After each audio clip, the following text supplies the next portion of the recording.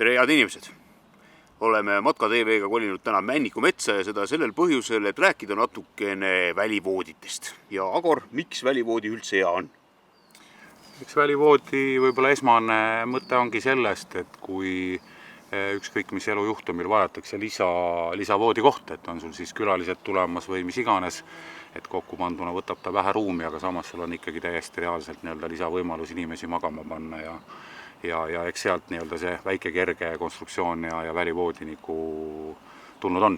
Ja kui sa oled seda sorti laagerdaja, kes armastab näiteks peretelgiga minna kuhugi randa ja seal mitmed päevad rahulikult puhata, siis tegelikult on välivoodis, mis peretelki ilusasti ära mahub, ka oluliselt mugavam ja mõnusam ööbida, kui näiteks siis igapäevaselt põranda peal või maa peal leboga või siis vedada kaasa selline teada-tuntud kole sinine õhkmadrats. Jaa, kahtlemata, ega selles mõttes voodis on alati mugavam magada kui madratsitel, et eks selle välivoodi nagu eelis ongi see, et ühtepidi on sul kerge, sul on hea teda kaasa vedada, et nagu sa ütlesid, et sõltumata kohast, kuhu sa parasjagu lähed, oled sa siis looduses või kas või oma koduaias mingisuguse suvepeo järgselt paned sugulased või külalised magama. Maapinnast oled sa kõrgemal, mugavam on ta kindlasti, nagu sa ütlesid, kui sellel kummimadratsil, kus võib-olla selga kipub ka vanematele inimestele haigeks jääma, nii et igal juhul selles mõttes voodi täiesti iseseisev ja mõistlik lahendus antud olukordade lahendamiseks. Küll olen ma ise omast kogemusest tähele pannud seda, et ütleme sellises jahedamas kliimas või jahedamates oludes välivoodiga magades tasub siiski panna mingisugune lebo endale alla, sest tegelikult ega tal ju paksuse tõttu ei ole erilist soojapidavust, välja arvatud muidugi mudelist. Jaa, kahtlemata, et ütleme see nüüd tavavoodi, mida me võib-olla mõtlemegi vanast heast ajast välimoodina, mis lahti käis ja mida me oleme harjunud kasutama, siis tegelikult inimene mõtlebki, et välivoodi kasutamine on siseruumides ja eks enamus välivoodite puhul ongi mõeldud selle peale, et teda kasutatakse soojal ajal. Ehk tal ei ole täiendavat soojusisolatsiooni ja tegelikult ütleme ka visates praegu kas või väljas 20 kraadi sooja, visatakse praegu siia T-särgi peal pikali, siis mingi 5 minuti pärast on juba kergelt tunda, et see maapinnast õhkuv külm ikkagi tuleb nagu selga. Et selles mõttes jutt jumala õige, et kui ikkagi kas või meie suveööseks minna ja panna kedagi õue või kuhugi telki magama, siis mõistlik oleks kindlasti ikkagi altpoolt natukene isoleerida, et igal juhul see uni oleks tänu sellele parem ja ei teki külmetust. Ja ütleme, kui me nüüd liigume edasi nende välivoodite kui detailide juurde, siis suures osas jagunevad nad kahte eri rühma. Üks on see selline mahutudelt ja mõõtudelt kõige suurem ja ka kaalult kõige suurem, see, mille peal me istume, aga selle suur eelis oli see, et see läks väga lihtsalt kokku ja ütleme, vastupidavuse mõttes on ta ka võib-olla veidi rohmakam ja selline jõulisem kui need kergemad. Kahtlemata, mida tugevam raam, mida suurem on tema kaal, siis selle võrra on see ka ehituse konstruktsioon tugevam. Ehk jälle, nagu me siin korra ütlesime, et ta on eelkõige ikkagi kasutatav kodutingimustes, sisetingimustes, aias või siis miks mitte ka automatkal peretelgiga välja minnes ruumi piisavalt ja panna ta sinna, et auto puhul ütleme antud voodi kaaluga 8 kilo ei ole probleem seal 3-4 voodit kaasa võtta. Aga kui me läheme sinna teise äärmusesse, kus me peame asju võib-olla kaasas tassima, et olgu ta siis seljakotis või kanuus või kajakis või kus iganes või mootorrattal, et sellisel juhul see 8 kilo ja tema see suur konstruktsioon ja mahtuvus saab juba, või ütleme ruumivajadus saab juba ikkagi probleemiks. Ja sellisel puhul ongi siis juba natukene teistsuguse konstruktsiooniga ja natukene teised voodid. Ja neid on tegelikult saada ka täitsa mitut eri sorti, vaatasin kodulehe pealt, üks on selline rippuva taskustikuga, kuhu saab siis panna oma mingisugused telefonid ja nipet-näpet asjad ära ja samas saab seda näiteks kasutada ka mingisugusel ütleme, halvas olukorras, kus on vaja kiiresti rajada välikliinik või midagi, et tõmbad klõpsti voodit laiali ja saad asju käest ära panna. Täpselt nii, et ütleme praegu selle rohmakama välivoodi võib-olla hetkel kõige suurem suund ongi see, et seoses selle Ukraina sõjaga nii meie Eesti Vabariigi päästeametnikud kui ka võib-olla isegi juba tänapäeval omavalitsused kõik mõtlevad natukene selle peale ette, et juhul kui midagi peaks juhtuma, inimesed peaksid kuskile varjuma ja võib-olla see varjumine on kauem kui tund või rohkem, eks, et vaja ka ööbida. Et hetkel on teema väga põletav ja otsitakse ja soetatakse just nimelt seda analoogset varustust, et oleks võimalik inimesi ka ja suuremaid koguseid inimesi, hulkasid inimesi magama panna. ka pikemaks ajaks. Ja olgugi, et tegemist on kõige suurema kaaluga ja oma nii-öelda pakimõõtmetelt ka, on see siiski kõige soodsam täna vaadeldavatest välivooditest. Jah, ütleme niimoodi, et eks selle sama välivoodi puhul, millel me praegu istume, et siin on ka mitmeid erinevaid versioone, eks erinevatel tehastel on ka nii-öelda erinevad konstruktsioonid, erinevad nägemused nendelt, aga kahtlemata jah, et eks siin mängivad rolli eelkõige võib-olla selle välivoodi pikkus ehk kui pikka inimesse sinna saad mahutada või laius, ütleme, kui mugav või oleks nii-öelda sellel inimesel seal voodis magada, pluss ka võib-olla erinevad voodite kõrgused, et ütleme seal võib-olla haigelblokkides kasutatakse just kõrgemaid voodeid, lihtsalt nii-öelda magamistingimustes ei ole sellel kõrgusel jälle mingisugust tähtsust jälle optimaalsuse kaalu arves on nii-öelda see jalad nagu meil praegu suhteliselt madalad.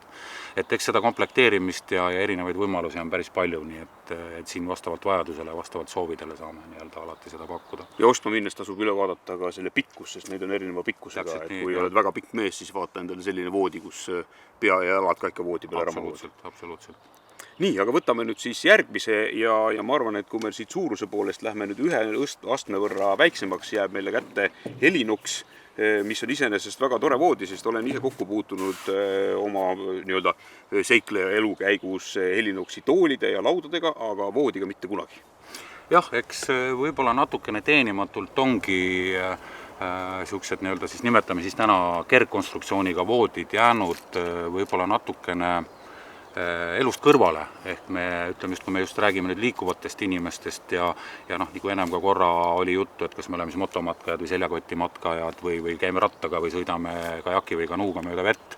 et siiamaani on olnud ikkagi alternatiiviks kogu aeg, et kui me magame siis vajadusel kas siis õhkmadratsitel või ise täituvatel madratsitel, et mis on oma kaalud siuksed enam-vähem kompaktsed ja võtavad ka ruumi mitte väga palju kotist ära, aga kindlasti on nii-öelda kolmas optsioon ka olemas, mis on siis nii-öelda see välivoodi variant ja üks konkreetne välivoodi, millest sa ka rääkisid, Helinoxi oma ongi siis nii-öelda siin praegu meie kõrval, ehk siin võib-olla tegemist siis ütleme sellise võib-olla matkasellile ma seda päris kaasa ei võtaks, et tema on niisuguse kaunis tugeva konstruktsiooniga ja muidugi samas hästi kiiresti ja kergelt kokku käiv, et hästi mugav on teda kokku panna, aga ütleme tänu tema kaalule ja sellele konstruktsioonile ikkagi niisugune võib-olla 2,2 kilo jääb, ütleme selles mõttes sellisele seljakotimatkajale või oma seljast tassitavale varustusele natukene paljuks. Küll aga näiteks analoogne ka Helinoxi teema on näiteks veespordis, veematkajatel, kus sul nii-öelda ka, kas sa vead oma kanuuga või võib-olla isegi ka mootorrattaga oma trääni kaasas, et sellisel juhul on ka see konkreetne voodi täiesti okei. Samal voodil ka muidugi olemas selles mõttes väike sõsar, mis on oma konstruktsioonilt kergem ja mis on mõeldud ka nii-öelda seljakotimatkajale, et seda meil hetkel praegu siin väljas ei ole, aga ütleme selle seljakotimatkaja voodi kaal jääb sinna kuskile 1,2 kilo kanti. Ja ülespanemine oli ka lihtne, mõlemale poole pikad pulgad sisse ja 3 sükest jala asja siia külge ja kerge pingutussüsteem ja oligi voodi olemas. Et Helinoxi puhul ma isegi ütleks seda, et võib-olla see nii-öelda voodi kokkupanek on nagu kiirem ja võib-olla natukene mugavam kui Thermaresti voodi puhul, et Thermarestiga natukene rohkem pusimist ja võtab ka võib-olla sutsukene kauem aega, aga keskeltläbi ütleme ükskõik, olgu ta Helinoxi või Thermaresti puhul, siis selle voodi nii-öelda kokkupaneku aeg võrdub samaväärselt kas seal õhkmadratsi täituvusele või pumpamisele või siis nii-öelda ise täituva madratsi täis minemisele, et kuskil 3-4 minutit ja sisuliselt on see voodi nii-öelda ööbimiseks valmis. Ja see Thermaresti voodi, millest nüüd parasjagu just juttu oli, on meil siin ees olemas ka ja see on nüüd seda tüüpi, et üks on meil valmis pandud, kokku pandud ja teine siis pikem versioon on pakis ja siis saab lihtsalt käest ka näidata, kui väike ta siis tegelikult oma mõõtmetelt on ja see on täpselt selline, et vajadusel pistad endale seljakotti või viskad kuskile kanuu põhja ja Absoluutselt õige, et selles mõttes ongi Thermarestel nagu kaks versiooni, mida täna ka Matkasport oma kauplustes pakub, et üks on nüüd siis inimesele, kes ei ole väga pikk, ehk ütleme siis keskmisele Eesti inimesele, et tema ütleme siis magamismati või voodi, nimetamisvoodi pikkuseks on 1,83 m, ehk mina oma 1,84 sentimeetriga veel saan selle voodi peal hakkama, laiuse poolest 60 senti, nii et täiesti piisav, et nii-öelda korralikult välja puhata. Et see nüüd siis regular variant ja teine on siis laats variant, ehk laatsi puhul on siis pikkus juba ligi 2 meetrit, ehk siis selles mõttes ka pikemad inimesed saaksid ikkagi ennast korralikult välja sirutatud, et ka pea ja jalad jääksid ikkagi madratsi peale. Ta isegi võtab vähem ruumi kui tavaline Thermarest isetäitu, mis on ka oma mõõtmetelt tegelikult paras hea magamiskott või telk, et igal juhul säästab ka ruumi selle arvelt. Küll aga on see nüüd seda sorti voodi, millel on tegelikult juba sellisele kergele termoisolatsioonile mõeldud. Jaa, no kahtlemata, et ütleme nii, et antud voodid, millest me siin täna räägime, kaasa arvatud see suur ja meie mõistes päris välivoodi, et need on ikkagi eelkõige mõeldud selliseks, nimetame seda 3 hooaja vooditeks ehk kevad, suvi, sügis. Et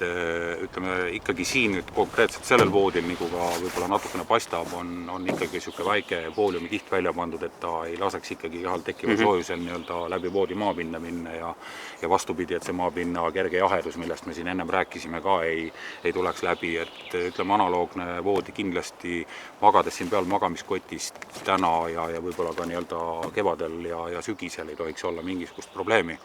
Küll ka tegelikult tarnijad mõtlevad nende peale ja nii palju, kui ma nüüd siin kevadisest messist tean, siis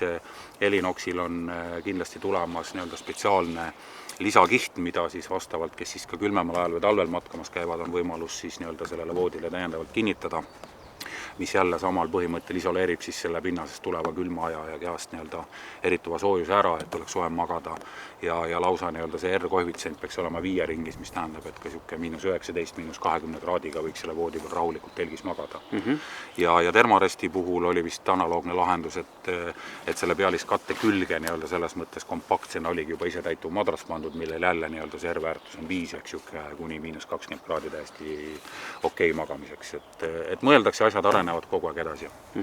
Ja kui me seda nüüd hakkasime üles panema, siis selle voodi ostmise juurde julgeks küll soovitada, et võtke kodus aega ja enne reisile tuiskamist katsetage, vaadake läbi ja lugege kindlasti ka manuaali, et siin neid